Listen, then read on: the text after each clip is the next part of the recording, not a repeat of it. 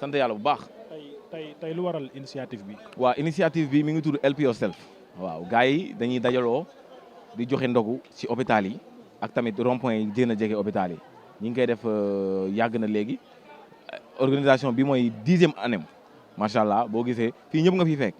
ñëpp nga fi fekk gars yi dañuy ñëw dajaloo fii amul kenn amul kii mooy am doole kii moom xaalis yooyu yëpp am fi ñëpp benn la ñuy ñëwoon ñëpp pour liggéeyal yàlla fii moom noonu la demee quoi. tey weeru koor nga doon benn jeune ku ne xam la ni ngay taxawal sa dëkk tey initiative bi weeru koor nga mënoon a investir sa xaalis ci leneen tey lii nii ñan ñoo la ko conseillé parce que loolu doon na loo xam ne lu raar la ci sa génération aussi.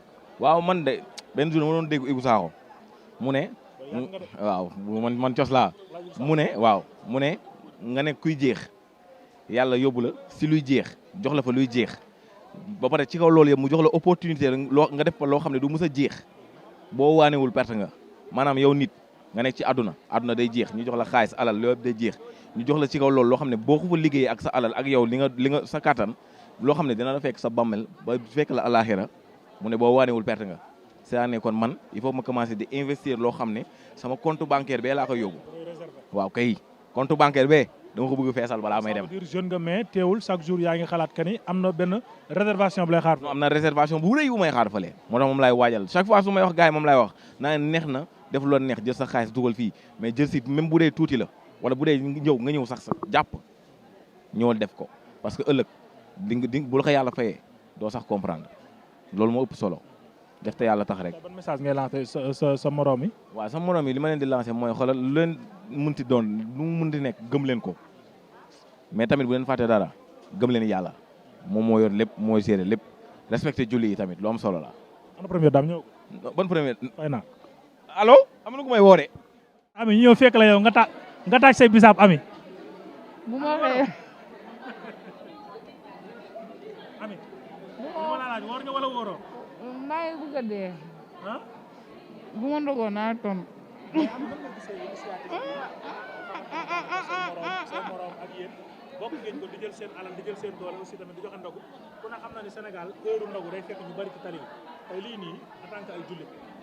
sant yàlla rek parce que lii jéggal ma ko dafa tàng gisuma sax sant yàlla rek parce que lii moom initiative bu rafet la parce que nit woor ba ngoon nekk àll nga jox ko lu mu lekk loolu waxuma la yàlla lim la ciy fay rek mais doo sonn ci saa àdduna en fait dama leen di ñaanal yàlla ñu gën a dem ci kanam yàlla may leen loo xam ne dañ ko def ay at yàlla buñ ci gis leen jaaxal incha allah. ban message ngay lancé ñi nga xamante ne ñooy borom doole yi nga xam ne bëgg nañoo ñëw. maa yi nii.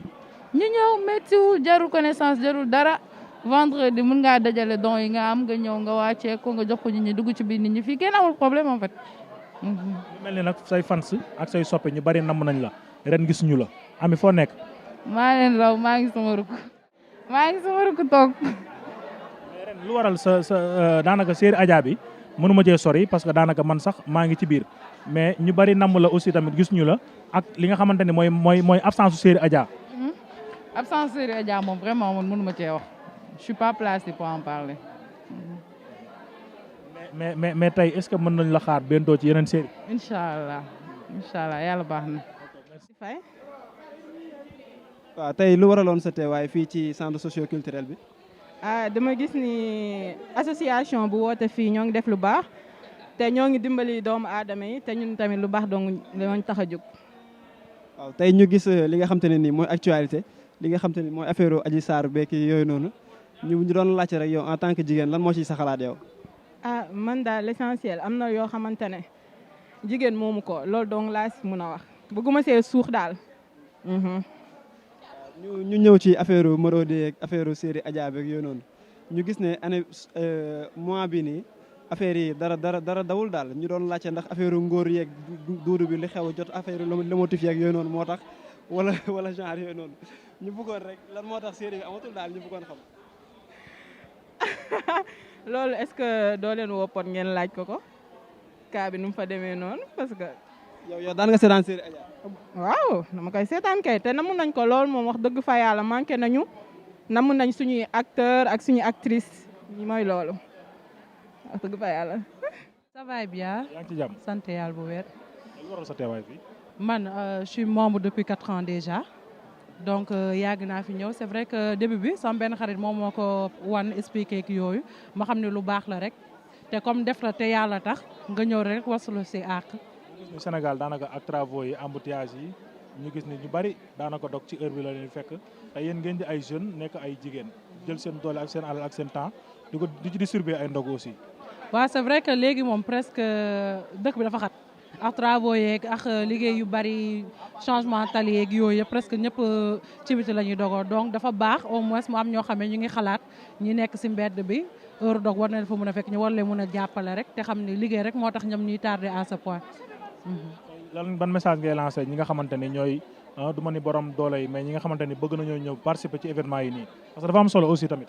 waaw c'est vrai que am na solo borom doole yi participer si wala ñëw jàpp si parce que tamit liggéey la te jaamu yàlla la mais aussi forcé wuñ si kenn parce que nit booy def dara yow da nga ko bëgg a def maanaam boo koy def na sa xol àndu si sinon moom amul benn sens ngay def dara wala di si séntu ay ngistal ak yooyu man daal maa ngi si woo képp koo xam ne ñor na la te pare jaamu yàlla moo la si tax a jóg nga ñëw participer si def si sa doole même bu nekkee doo si def sa doole sax mais na seres nga ñëw rek jàpp si defar bi am na solo daal. daan nga suivre Seydi Adja.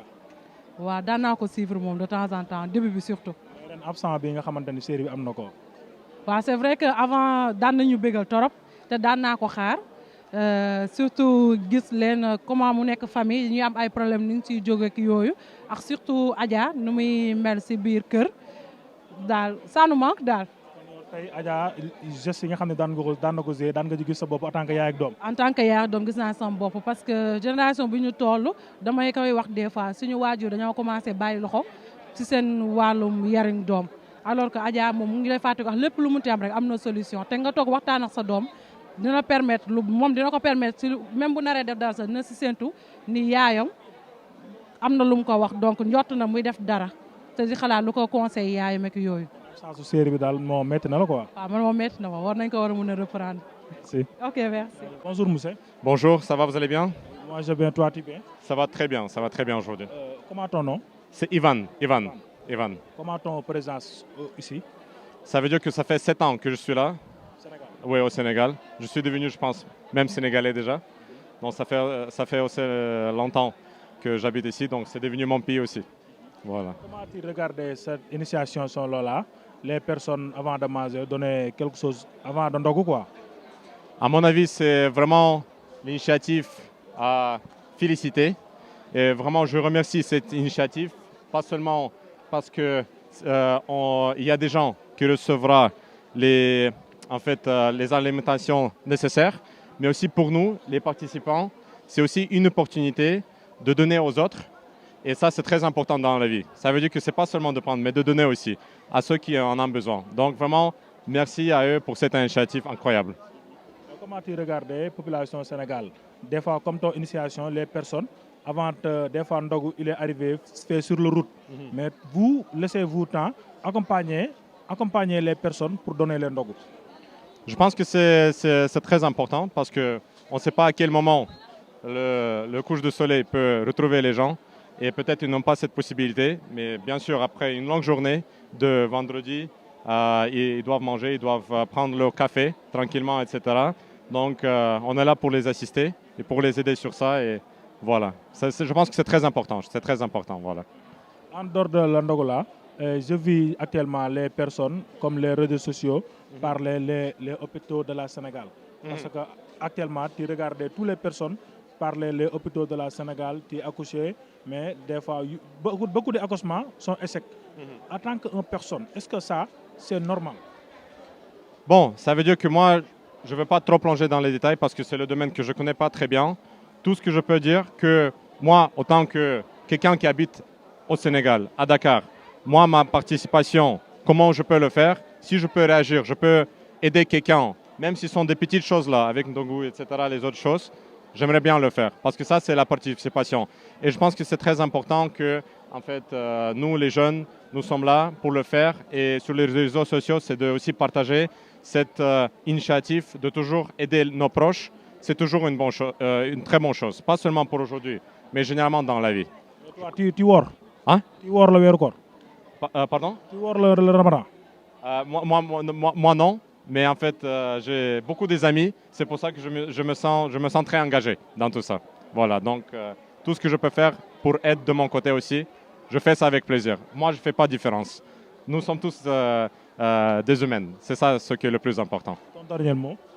Dernier mot, merci à Help Yourself Foundation. On va continuer de participer, espérons chaque vendredi, et on va faire tout ce qui est de nos possible pour aider les autres. Et merci. Bonjour. Comment vas-tu? Ça va bien, ça va bien. Comment ton nom? Axel. Oui. Comment tu présentes ici, toi? J'ai des amis qui m'ont parlé de ça, qui m'ont demandé si je voulais venir donner un coup de main le vendredi après-midi. Et ils m'ont dit que c'était très cool et que c'était l'occasion de rencontrer plein de monde. Donc voilà, je suis là. Et je suis là pour... on vient à 15h, on fait les sandwichs et après on va distribuer. Mais je suis nouvelle et je découvre, c'est la deuxième fois. Donc tu es nouvelle, mais comment tu regardais l'initiation Sénégal avant de Ndogu, les personnes manger sur le riz? Ah mais c'est super, c'est trop chouette parce qu'en plus c'est une bonne initiative, on est plein de jeunes et ça permet aussi le vendredi soir passer un bon Ndogu ici quoi. La population Sénégal, comment si le heure Ndogu arrivé, toutes les personnes, même si tu partis sur le riz, tu Ndogu par force. Comment tu regardais la population Sénégal pays de la Teranga? J'ai pas compris la question, mais en gros, oui, tout s'arrête à l'heure d'une Ndogu et tout le monde le fait. Et voilà. Moi, je donne pas, mais j'observe ça d'extérieur, quoi. Voilà. Merci. De rien, bonne journée.